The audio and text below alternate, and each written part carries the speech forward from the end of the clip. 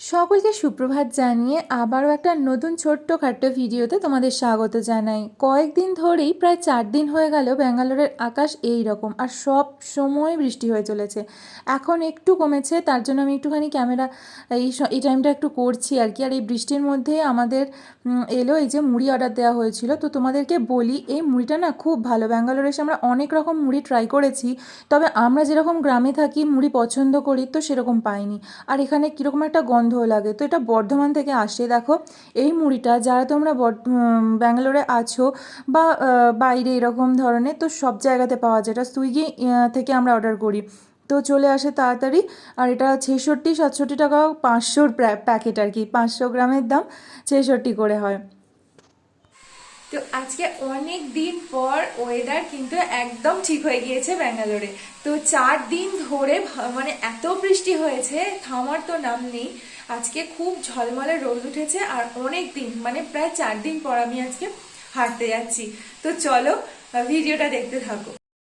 যেহেতু শীতকাল, তো আমি একটু তাড়াতাড়ি আসি হাঁটতে। তো দেখো এখন বিকেল 4টে মতো বাজে, 4:10-15 হয়েছে। দেখো কি সুন্দর রোদ ঝলমল করছে চারিদিকে, আর আকাশটা দেখো এত ভালো লাগছে যে কি বলবো।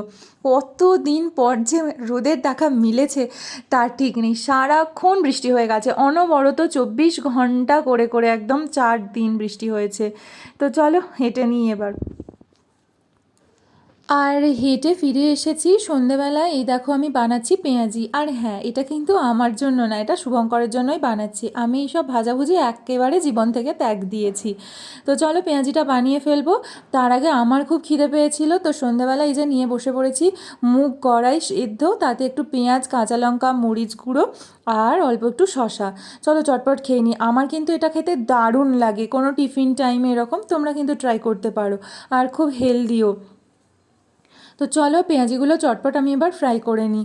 আর এইদিকে আমার 3টে ফ্রাই করা হয়ে গিয়েছে, চলো পরেরটা এবার ফ্রাই করা যাক। চটপট করে নেব, কারণ ও সন্ধেবেলা খাবে মুড়ি দিয়ে, সেই জন্য।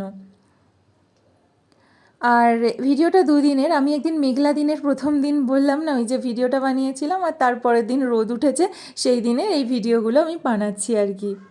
ভিডিওটা ভালো লাগলে অবশ্যই কিন্তু একটা লাইক করে দিয়ে যেও।